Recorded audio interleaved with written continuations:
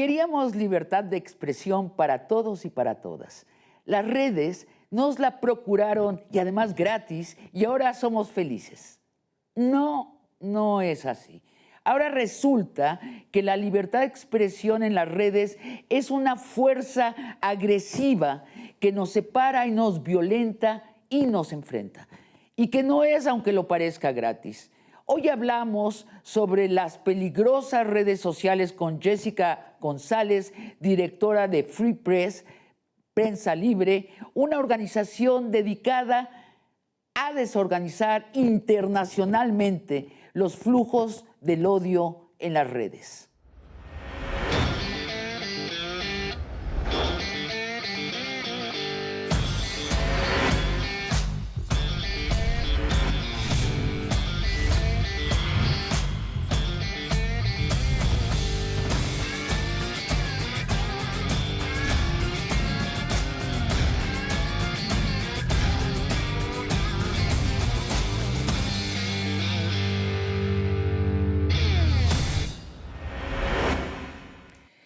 Buen día, Jessica González de Free Press.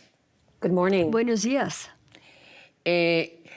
Ahora sabemos, Jessica, que Facebook incentiva dos cosas en sus plataformas: la agresión y el enclaustramiento de los usuarios en cámaras de eco con gente que piensa lo mismo que ellos. Es decir, hoy sabemos que Facebook incentiva la polarización. Háblanos de cómo Facebook conduce metódicamente a un usuario agresivo a información aún más agresiva.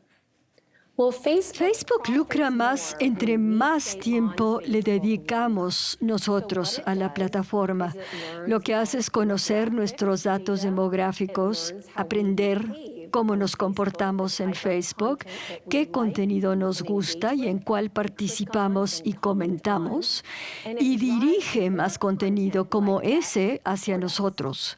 Entonces, si yo soy una persona a quien le gusta ver videos de gatos, tal vez ese no es un problema, pero si soy alguien que se nutre de la hostilidad y el enojo, ellos impulsarán teorías de la conspiración, contenido violento que enoja a la gente y que su propia investigación muestra que el contenido que mantiene a la gente enojada la mantiene ahí más tiempo. Facebook vende ojos a sus anunciantes. Cuanto más tiempo nos quedamos, más dinero gana por publicidad. Cuando detectaron que el contenido violento mantiene a la gente conectada, comenzaron a incrementarlo y es un ciclo que se perpetúa a sí mismo. ¿Y cómo enclaustra Facebook a una persona, entre otras personas que piensan lo mismo que él o ella? No hay entrada de información diversa. Es cierto. Facebook aprovecha el hecho de que la gente quiere pertenecer. Entonces le da contenido que le hace sentir que pertenece. Si tienes ideas extremistas, o estás metidísimo en las teorías de conspiración, o estás predispuesto a la violencia o a la supremacía blanca, te van a llevar a grupos y te recomendarán, de hecho, grupos de gente parecida. Así que esto crea una cámara de eco por acá, otra por acá, y recibimos noticias totalmente distintas según nuestra identidad, nuestra raza, nuestra etnicidad y las cosas en las que hacemos clic. Tendremos experiencias totalmente distintas. Juntan a la gente con la misma ideología política en las mismas áreas y básicamente están aislando a la gente, impidiendo su acceso a noticias precisas. Ahora, si eres de los que buscan activamente información y noticias y vas al largo aliento, por ejemplo, quizás las encuentres. Pero mucha gente está aislada en una comunidad totalmente divorciada de los hechos y a menudo violenta. La misma investigación de Facebook detectó que más del 60% de la gente que se une a organizaciones violentas y extremistas encontró esos grupos por recomendación de propio Facebook. Por ejemplo, en México, si yo tengo simpatía hacia el presidente López Obrador y quiero ver lo que dijo en la conferencia de esta mañana, Facebook me va a llevar lentamente a grupos que llaman a terminar con la democracia y dejar fuera los partidos neoliberales. Es lo que va a hacer, me va a ir extremando. Yes, it will drive you towards Sí, what you like. te lleva a lo que te gusta. Está rastreando lo que nos gusta en Facebook, lo que estamos viendo, y no solo en Facebook, en todo el Internet. Con sus cookies rastrean a dónde vamos, qué nos gusta y qué contenido darnos. Si estás escuchando a un personaje político, te darán más contenido de ese personaje. Si te interesa cambiar los azulejos de tu baño, te van a mostrar los sitios que venden eso. Right. Jessica, la whistleblower, la delatora desde adentro de Facebook, Frances Hogan, dice que al no cambiar sus incentivos, Facebook lo que ha hecho es poner el dinero antes de la salud de los usuarios y de la salud social. Y eso de una forma premeditada. ¿Tú dirías que es por Facebook que toda la conversación social en todas partes del mundo se ha polarizado? Yo diría que Facebook juega una parte significativa en ese problema, pero no está solo. Otras plataformas como YouTube, TikTok, Reddit, WhatsApp juegan un papel importante en la polarización y la desinformación. Y esa desinformación también nos llega de algunas radiodifusoras y la televisión y de los noticieros por cable. Hay que ver esto de manera más amplia y ver a los medios en nuestros países y en todo el mundo. Hemos perdido el periodismo local a lo largo de los años y la gente tiene necesidad de información y no siempre estamos llenando ese vacío con información valiosa y de calidad. Así que la gente visita otros sitios que difunden teorías de la conspiración e información falsa. Y eso es muy peligroso. Debemos ver esto como un problema de Facebook, sí, pero también como un problema del ecosistema de medios. Facebook dice que gasta billones de dólares en tratar de moderar su plataforma. Tú y Free Press ha dicho algo crucial, que si eso es cierto para los Estados Unidos de América, no es pues cierto para el resto del mundo, y en especial no es cierto para Latinoamérica. Danos datos al respecto. Bueno, Facebook ha hecho un muy mal trabajo en moderar su contenido en inglés. Eso es cierto, lo sabemos, pero si lo ha hecho mal en inglés, es mucho peor en otras lenguas.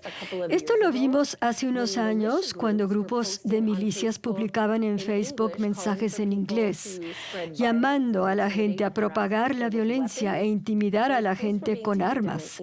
Esos mensajes en inglés los eliminaron. El mismo mensaje en español se quedó ahí. Yo hablé directamente con Mark Zuckerberg sobre esto y otros ejecutivos y nos aseguraron que tomarían medidas para moderar el contenido en todos los idiomas. Pero mintieron. Vimos recientemente cómo Frances Haugen documentó que Facebook no ha invertido lo suficiente en otros idiomas, que solo modera su contenido en Estados Unidos, pero lo desatiende en otros países. Y sabemos que más del 80% del control del contenido mediante sus algoritmos y de los individuos contratados para revisarlo es para el inglés en Estados Unidos y Canadá, aunque solo el 9% de los usuarios está ahí. Así que no es solo un problema del español. En Myanmar se habla de cómo esto contribuyó al genocidio genocidio, hay un problema en la India, Portugal, Filipinas, en América Latina, y Facebook sabía que eso estaba pasando. Sabía que no estaba invirtiendo lo suficiente en proteger a los usuarios de otros idiomas. Y en vez de hacer algo, lo dejó pasar, porque no se le ha forzado a rendir cuentas. Claro, porque en nuestros países latinoamericanos, el Congreso y las presidencias no están teniendo ninguna reacción exigente hacia Facebook. Ahora, cuéntanos la historia del genocidio en Myanmar. ¿Cómo contribuyó Facebook concretamente a que este genocidio sucediera? Well, I mean, listen, the UN found Las Naciones Unidas encontraron que Facebook desempeñó un papel que contribuyó al genocidio, que no invirtió adecuadamente en las lenguas que se hablan ahí, que impulsaba un contenido extremista y autoritario y que no manejó adecuadamente la situación. Facebook lo aceptó después del genocidio, pero desde entonces, a medida que los países lo están analizando para responsabilizar a Facebook, este no ha dicho nada, no contesta las preguntas sobre lo que sucedió ahí y en otros lugares donde líderes autoritarios usan Facebook para oprimir a su gente. Entonces, mientras sucedían los asesinatos allí, Facebook siguió transmitiendo como si nada. ¿Estoy entendiendo bien? well, it may have done something. Puede que haya hecho algo, pero no hizo lo suficiente. Tendría que haber invertido mucho más cuando supo de las atrocidades masivas del genocidio. Y si eso hubiera sucedido en Estados Unidos, creo que habrían invertido todos sus recursos para mitigar un desastre. Por ejemplo, el 6 de enero en la insurrección en el Capitolio de Estados Unidos, eso fue muy grave. Facebook contribuyó a eso, pero también luego tomó medidas para cerrar algunos canales que reclutaban gente para actos violentos. Hizo algo nuevo, tomó medidas para mitigar inmediatamente los daños. Está muy enfocado en los Estados Unidos, claro, porque ahí es su base y es donde tiene a sus usuarios adinerados, pero debemos esperar una respuesta similar, de hecho una mejor respuesta en todo el mundo, donde lucra a costa de la gente. Yo creo que lo clave es cuando los gobiernos y los parlamentos de otras partes tengan la misma reacción que el Parlamento y la presidencia norteamericana, que aún siendo tibia, es una reacción. En nuestros países no está sucediendo esta llamada de parar a Facebook y ser responsables.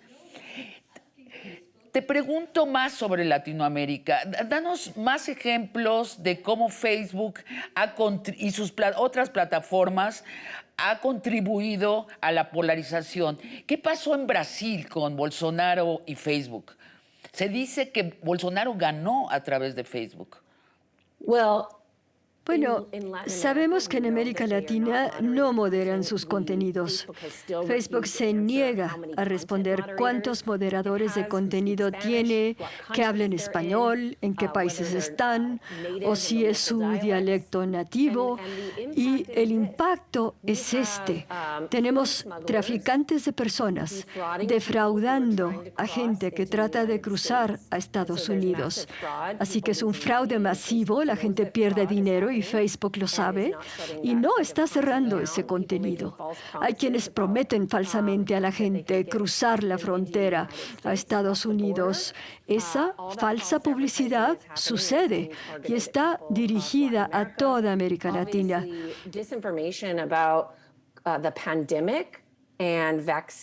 Obviamente la desinformación sobre la pandemia y la eficacia de las vacunas se esparce en el mundo y en Latinoamérica. Y Facebook no ha hecho lo suficiente para mitigar las mentiras. Y eso profundiza la polarización, porque ciertas personas solo reciben información y datos en Facebook o WhatsApp, que es de Facebook, y se nutren de mentiras cada vez más extremistas a través del tiempo. Quiero preguntarte sobre cómo Facebook y sus plataformas multiplica el racismo y el sexismo, pero eso luego de una pausa, por favor. Y sabemos que hay cientos o miles de grupos en línea cuyo objetivo principal es tener un estado blanco en los Estados Unidos, en México, alrededor del mundo. Y hemos pedido a Facebook durante años que prohíba estos grupos violentos de supremacía blanca, porque su causa es violenta. Pero se les permite seguir en línea.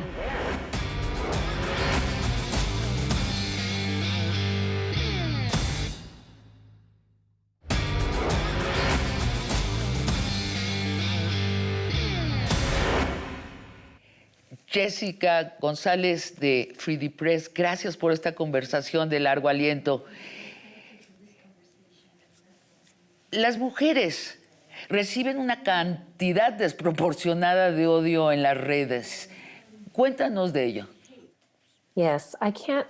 Sí, no puedo enfatizar más lo crítica que es la recopilación de datos de Facebook en el acoso y violencia contra las mujeres. Una vez más, toma nuestros datos personales y demográficos y nos entregan los contenidos que a otras personas que comparten nuestras características les ha gustado. Sabemos que grupos de supremacistas blancos y misóginos dirigen contenidos sexistas a grupos de jóvenes. Así es como los reclutan para sus sistemas sociales. Si hay un joven blanco en Estados Unidos, por ejemplo, de 18 a 25 años, será detectado meramente por sus datos demográficos para recibir contenidos muy sexistas. Y empieza con una misoginia muy ligera, pero entre más se involucra con ese contenido, lo guiarán poco a poco hacia contenidos misóginos aún más siniestros. Y esta es la estrategia clave de los grupos de hombres que buscan promover objetivos misóginos o difundir el odio y el acoso contra las mujeres. Pero también es una estrategia de los grupos de supremacía blanca. Saben que la misoginia es una forma muy eficaz de reclutar a nuevos miembros en sus organizaciones. Tú puedes criticar a una persona que es mujer, pero ¿qué diferencia la crítica que tú calificas de misógina? Danos ejemplos de esos contenidos extremos. Claro, y mira, yo critico a las mujeres todo el tiempo, a las legisladoras. No me gustó esa ley, ojalá hubiera ayudado a la gente pobre. Esa hubiera sido una crítica legítima, pero cuando el objetivo es el enojo, cuando hay lenguaje violento para describir a las mujeres, cuando se les deshumaniza o son animalizadas, o cuando hay un esfuerzo concertado para destruir y difundir mentiras acerca de una mujer, como lo vimos en Estados Unidos contra la vicepresidenta Kamala Harris, hubo un esfuerzo desproporcionado por socavar su autoridad en el gobierno. Fue muy dirigido a ella y yo tengo críticas de todos los políticos.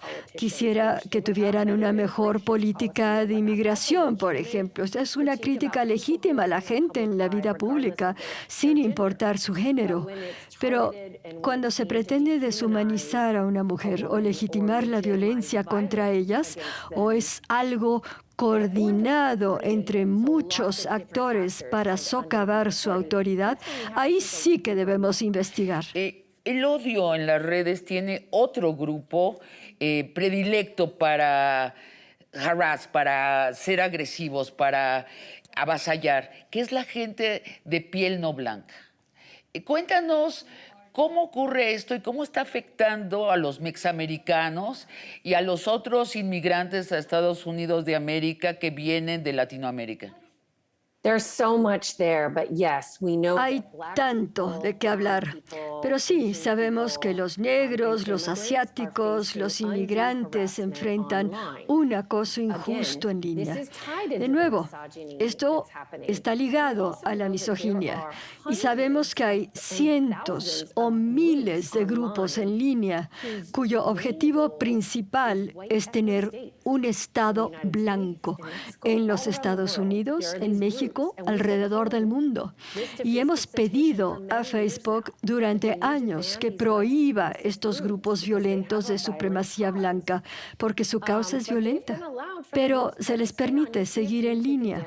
Algunos desaparecieron, pero a la mayoría se les ha permitido diseminar odio y una retórica violenta sobre los negros, grupos indígenas, la gente de piel más oscuro y contra los inmigrantes. Facebook no ha hecho lo suficiente, conoce el problema, pero no ha tomado medidas. Y esto lo que hace es radicalizar a la gente. Te está diciendo que está bien tratar a la gente brutalmente, violentarla por el color de su piel, que está bien, por ejemplo, aprobar políticas inhumanas. Y esto lo vemos en Estados Unidos en el contexto de los niños a quienes se les ha separado de sus padres.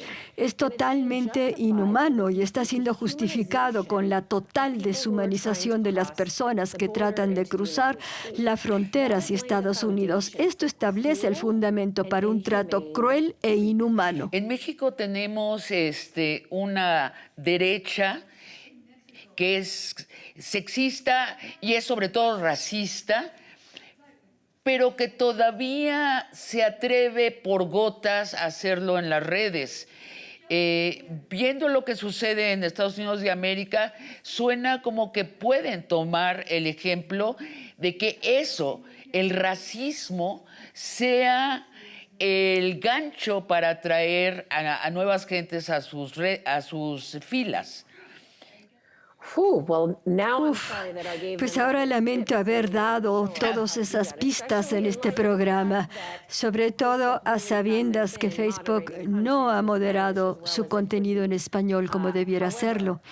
Sin embargo, yo diría que Donald Trump en Estados Unidos cobijó a los racistas para que salieran de las sombras. Y ese fue un problema enorme. Y no solo en Estados Unidos, claro. Pero se requiere que toda una comunidad se levante y diga, no, no lo aceptaremos en nuestro país. Estamos trabajando en eso. Los activistas se están organizando con negros, asiáticos, latinos y blancos. Se están uniendo para decir, esto no lo toleramos en nuestro discurso público. Jessica, yo quiero dedicar nuestro último bloque precisamente a las soluciones, pero déjame ahondar todavía en el problema. Estas expresiones sexistas, racistas, fascistas, y después te preguntaré sobre las mentiras, ¿qué tan espontáneas son y qué tan profesionales son? ¿Qué tan espontáneas y qué tanto dinero, si son profesionales, está vertido en ellas? A mí sí que me gustaría tener la respuesta sobre el dinero que se está invirtiendo en eso. Me parece que esta es una de las soluciones. Es asegurarse que las compañías de redes sociales sean más transparentes, aclarando a dónde van a dar los dólares de las campañas políticas. Pero esto es algo extremadamente sofisticado. Los que organizan estas campañas racistas y sexistas están muy bien capacitados, bien financiados, son sofisticados, están bien preparados y tienen las herramientas tecnológicas para lanzarlas. No son amateurs, son profesionales. Están formando a otros para que los apoyen. Por ello, hay que desarticular de raíz el sexismo y el racismo en Facebook, porque sabemos que hay grupos muy sofisticados, financiados por estar en redes sociales, para lanzar estas narrativas que llevan al autoritarismo. Esa es la situación actual. Ahora, también hay desinformación, falsa información lanzada intencionalmente por estos actores políticos, y hay desinformación, la gente que consume esa desinformación y la transmite porque cree que es valiosa o que están haciendo algo bueno. Sí, por ejemplo, QAnon, que en México QAnon suena como una película de Disneylandia, donde la gente tomó demasiado LSD. ¿Qué tan profesional es esto? ¿Y para quién? ¿Quién gana de esta nueva religión que se está formando ante nuestros ojos en Estados Unidos? Lamentablemente creo que QAnon tiene a gente sofisticada en la cima. Los organizadores son sofisticados y están bien financiados, y los seguidores tal vez no tanto. Afortunadamente, Facebook ha dicho que eliminará de sus plataformas a todos los grupos de QAnon con sus teorías de conspiración. Si lo ha hecho en la práctica, ese es otro asunto. Hicieron algo decente en Estados Unidos, pero todavía no lo han eliminado del todo. Pero en México no lo han hecho también. En otros países donde el inglés no es la lengua que prevalece. Así es, así es. Zuckerberg, el dueño de Facebook, ya le cambió el nombre a Facebook. Se llama ahora Meta. A mí me recuerda el momento en donde Blackwater, la corporación que vende servicios militares al gobierno de Estados Unidos, después de que Wikileaks mostró un helicóptero con gente de Blackwater asesinando gente en Afganistán desde el aire, su remedio fue cambiarse el nombre. Y supongo que siguen haciendo exactamente lo mismo. ¿Tú tienes alguna fe que este cambio de nombre de Facebook representa un cambio de actitud de Facebook? ¿Me puedes mostrar a mí que soy una persona mal pensada porque yo creo que va a seguir haciendo exactamente lo mismo? No. No. No creo que sea de buena fe y creo que tu cinismo está bien ganado. Esto demuestra que a Facebook le preocupa más proteger sus ganancias y fortalecer su marca que en corregir los problemas que impulsan el odio, la misoginia, la intolerancia y el fascismo en todo el mundo. Esto me preocupa mucho y yo no voy a dejar de llamarle Facebook porque esa es la marca conocida por lucrar con el odio y las mentiras. Y tienen que rendir cuentas a los gobiernos del mundo porque Facebook no va a actuar a menos que los gobiernos en el mundo le obliguen a actuar. Si buscamos soluciones. Estamos pidiendo, por ejemplo, que se limite su capacidad para recolectar nuestros datos personales y de conducta y luego usarla contra nosotros. Ese modelo empresarial lo tenemos que minimizar y también Facebook debe pagar muchos más impuestos en todo Estados Unidos y en todo el mundo. Y que ese dinero se redistribuya para corregir esa avalancha de desinformación que ha diseminado. Invertirlo en un periodismo local, calificado, que pueda cumplir con lo que la gente quiere. Queda mucho por hacer. Se requiere mucho más transparencia sobre cómo está moderando su contenido y cómo está invirtiendo para proteger a la gente. Estas son solo unas cuantas ideas que tenemos para realmente desbaratar el sistema de Facebook para lucrar con el odio y las mentiras. Hace 3 años, cuando recién el presidente López Obrador fue electo, ante un escándalo social que hubo, el presidente espontáneamente en una conferencia dijo: tenemos que preguntarnos si las plataformas sociales tienen total libertad, si deben tener total libertad. Y dijo también: la libertad de expresión es un asunto sagrado, pero tal vez algo muy malo ha pasado y ahora la libertad de expresión se convirtió también en un peligro. Yo quiero pedirte, si tú fueras consejera de nuestro presidente, ¿qué le dirías al presidente? ¿Qué debería hacer el gobierno mexicano? Y sin importar lo que esté haciendo Estados Unidos de América, ¿qué debería hacer el gobierno mexicano con Facebook y las otras plataformas?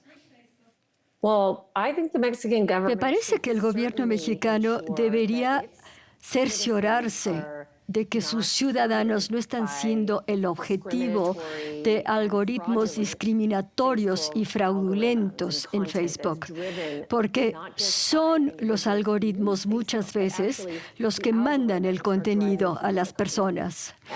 Al limitar la cantidad de datos que Facebook puede recolectar de la gente en México, limitar ese uso de los datos para no diseminar una información racista o mentiras, pero también Facebook debe ser mucho más transparente con el gobierno mexicano y decir cuántas personas en Facebook están moderando el contenido en español, cuántas personas están basadas en México, si son contratistas o empleados de tiempo completo y qué trato se les está dando, porque la justicia laboral es un tema importante en el que Facebook ha actuado muy mal en el pasado.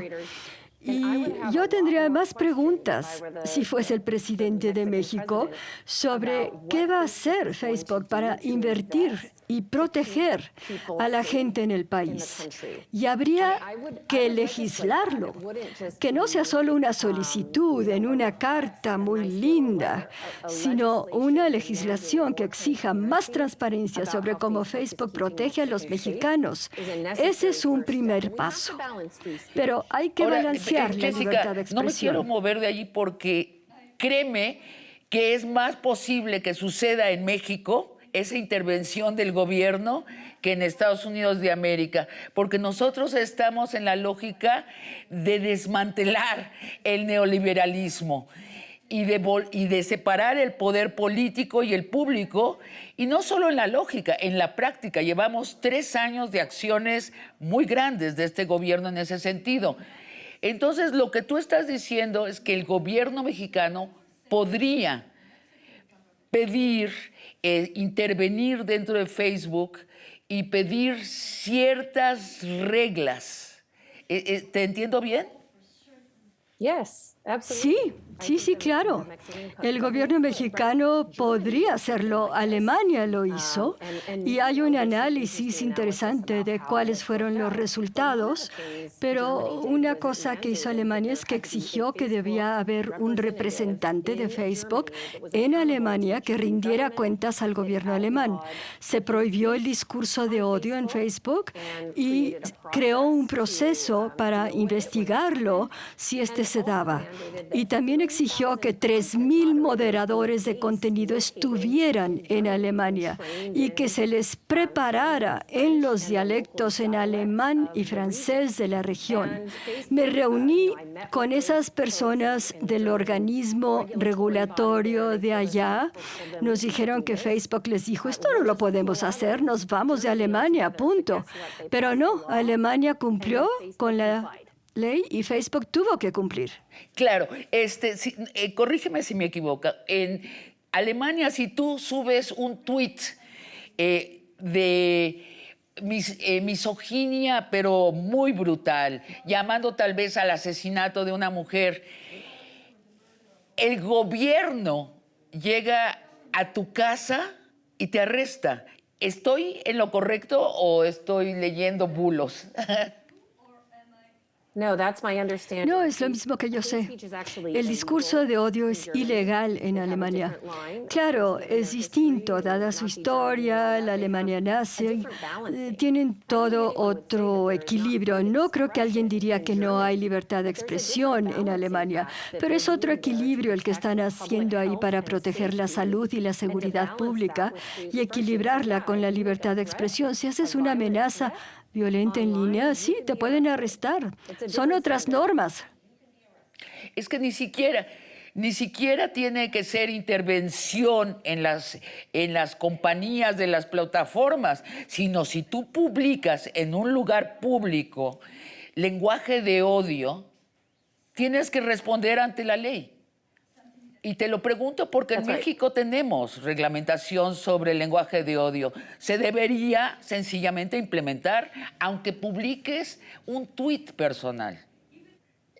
Yeah, I mean, the question is, Sí, la pregunta es si la persona que publicó ese tweet es responsable y cuál es la responsabilidad de la compañía. Y el gobierno, ¿de qué va a responsabilizar a la empresa? Entonces, hacer que el individuo sea responsable es una cosa, pero que la empresa sea responsable, eso es algo que los gobiernos en todo el mundo están considerando y es aquí donde sí tenemos que balancear la libertad de expresión con la salud y seguridad pública. Hay una línea divisoria, porque aunque Facebook hubiera invertido en mantener segura a la gente en sus plataformas, que no lo ha hecho, pero si lo hubiera hecho, siempre hay contenido de odio de terceros que puede filtrarse en ocasiones, es cierto. Pero por eso no se le puede castigar a Facebook. Si Facebook demuestra que ha invertido en proteger a la gente, pero si está llevando ese contenido a la gente, esa ya es otra historia. Jessica, vamos a hacer una pausa y regresamos con nuestro tercer bloque dedicado a posibles soluciones. Y están manipulando nuestra mente con toda esta propaganda, con propaganda muy dirigida a la que saben que somos vulnerables basándose en datos demográficos o como nos hemos conducido en línea.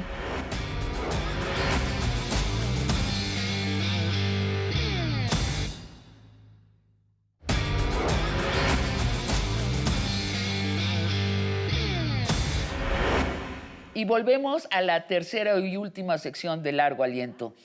Jessica, estamos en el vértice de una paradoja. Siempre los y las ciudadanas pedimos libertad de expresión, pero Facebook y las otras plataformas sociales nos mostraron que la libertad de expresión puede ser peligrosa. Te pregunto dos cosas. Teóricamente, ¿cómo podría Facebook moderar los contenidos? A lo largo de la entrevista nos has dicho varias maneras, pero te pido como un resumen ejecutivo y cómo podría incentivarse en las plataformas la solidaridad. Qué bueno que preguntas esto, porque he trabajado con esta coalición que se llama Cambio los Términos, Change the Terms. Son más de 60 organizaciones civiles que han planteado algunos puntos de primer nivel de lo que Facebook podría hacer. Uno, dijimos que deben prohibir actividades de odio y las definimos claramente, que deben incrementar el número de personas que moderan el contenido en su sitio en todos los idiomas, porque esos sistemas con algoritmos solo captan algunas cosas, no entienden el contexto cultural y los dialectos. También hemos dicho que deben aumentar su transparencia para todos sobre lo que están quitando y por qué, y lo que están dejando en la plataforma y por qué.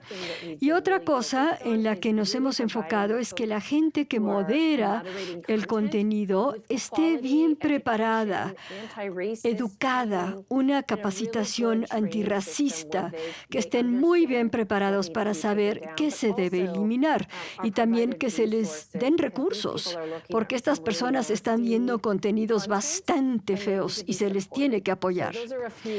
Estos son algunas de las principales cosas que podrían hacer de inmediato, pero se ha negado a hacerlo. ¿Y qué se puede hacer para incentivar la solidaridad? Yo no puedo creer que sea más sexy el odio que el amor. Sencillamente va en contra de la naturaleza humana. Algo estamos haciendo mal al comunicarnos.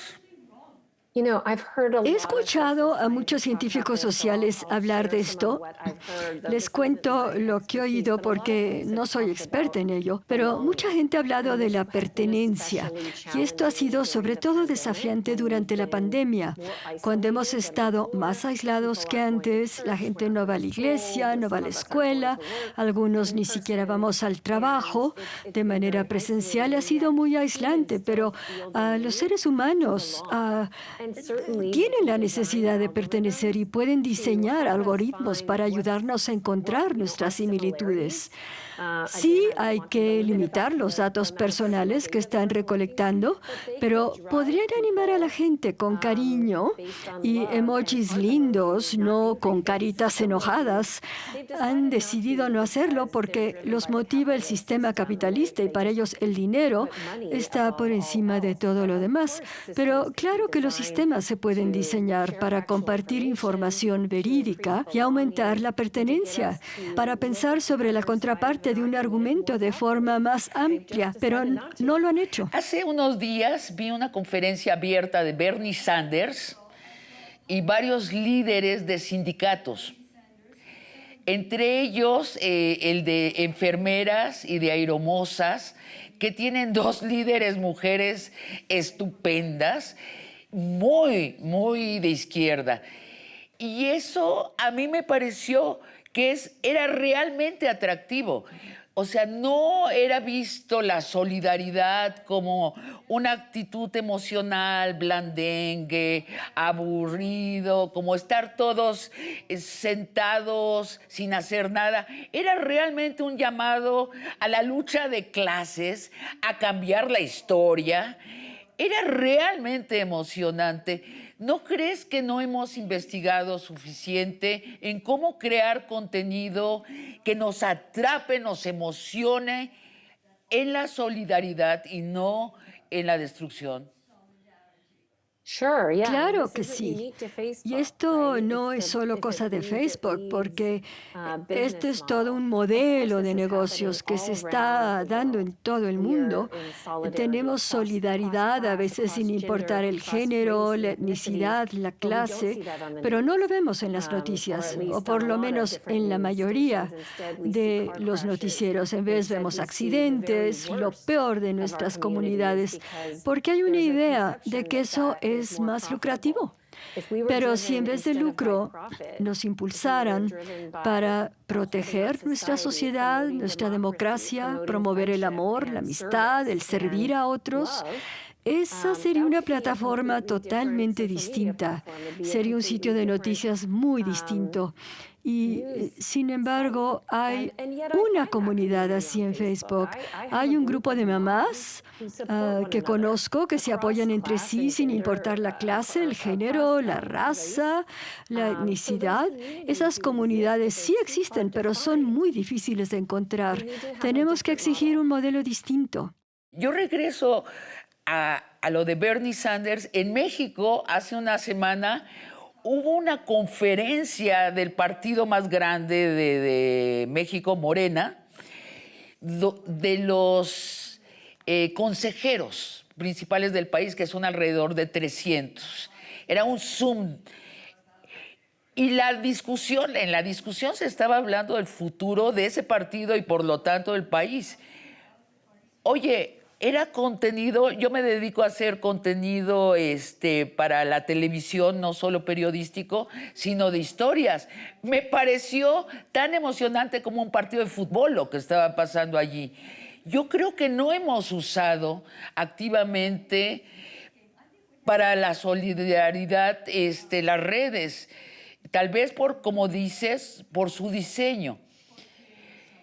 Te pregunto sobre Free Press. Directamente, la organización que fundaste y diriges, ¿qué hace? Pues Free Press es una organización no lucrativa basada en Estados Unidos. No recibimos dinero ni de corporaciones ni de gobierno para mantener nuestra independencia, luchando por un sistema de medios justo que promueva la democracia y esté exento de la intolerancia extrema. Y lo hacemos mediante políticas federales. Trabajamos mucho para que el Internet sea a menor costo. Trabajamos para que la gente de color tenga una voz y esté representada en los medios, pero también procuramos que las corporaciones rindan cuentas ante la gente.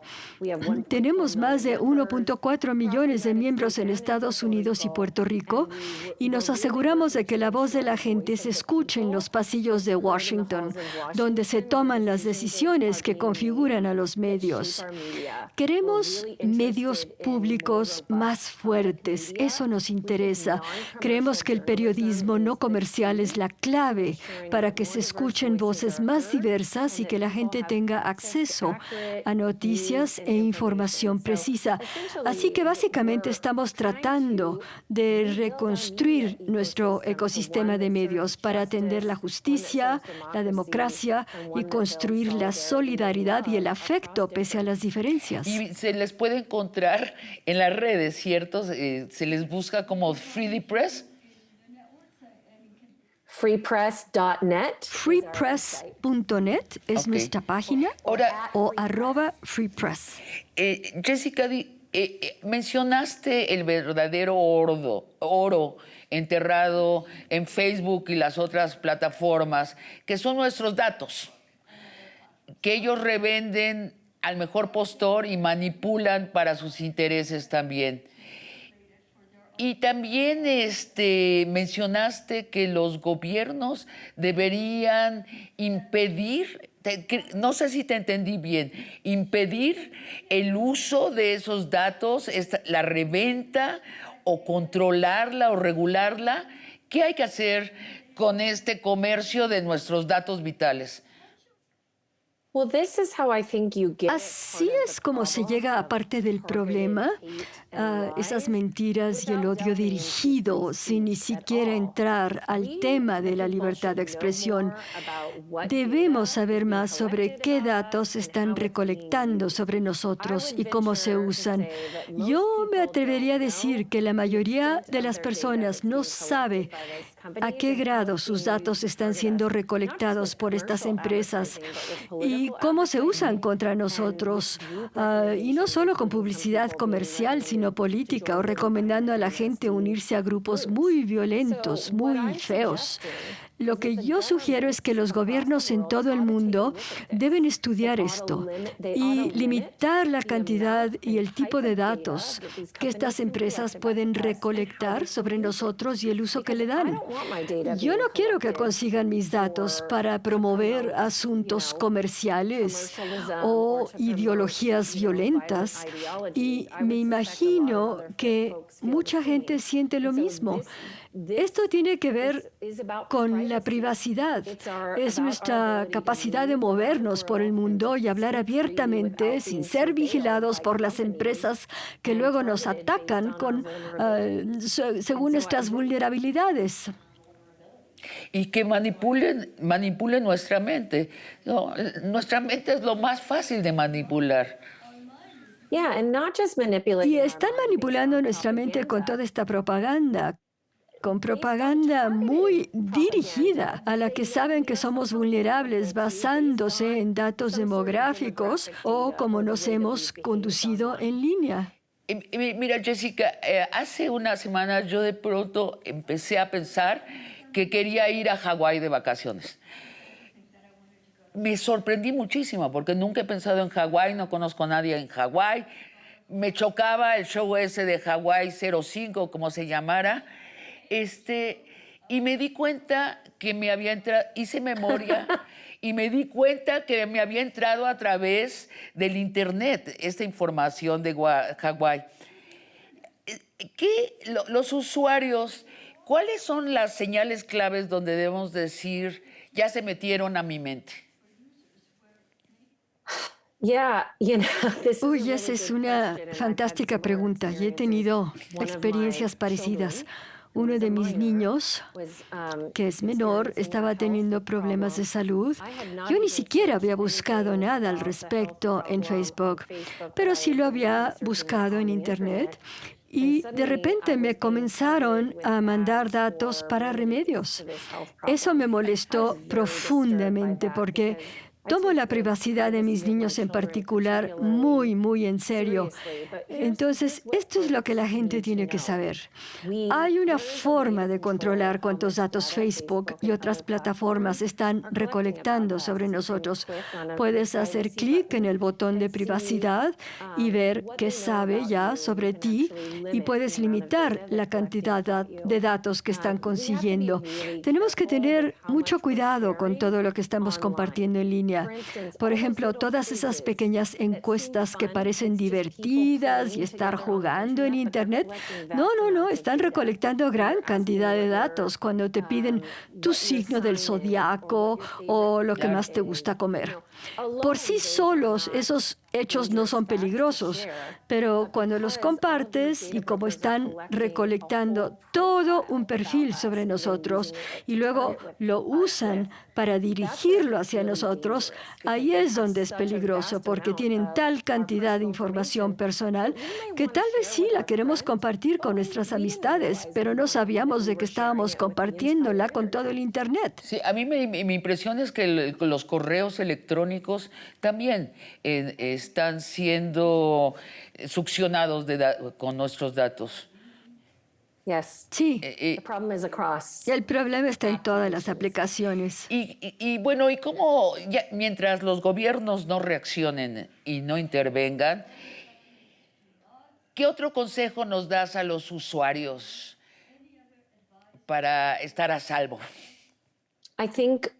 Yo creo que, una vez más, limiten la cantidad de datos que están compartiendo en las redes sociales. Lo que tuvimos que hacer en Estados Unidos fue que grupos de la sociedad civil se reunieran e hicieran ruido, platicar con los medios, y eso ha sido algo exitoso. Esa es parte de la razón por la cual QAnon ya no está permitido en Facebook, porque algunos grupos de la sociedad civil rechazaron esto, mostrando lo dañino que era, y eso avergonzó públicamente a la empresa. Pero lamentablemente grupos fuera de Estados Unidos no están teniendo ese éxito.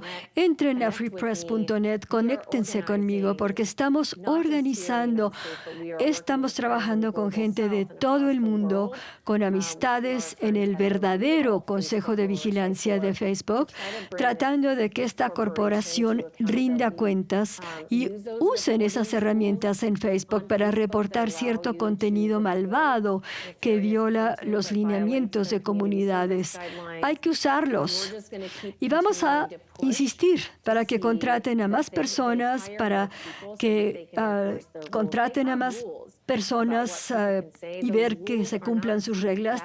Las reglas por sí mismas no están mal, pero en el idioma español no se están cumpliendo. Jessica, muchas gracias. Sí, hay que entrar al site de Free Press y hay que participar internacionalmente en este programa. Te agradezco mucho el trabajo que tú y tu organización han realizado. Gracias, muchas gracias por haberme invitado. Y amigos y amigas, nos vemos el próximo jueves en otra conversación de largo aliento.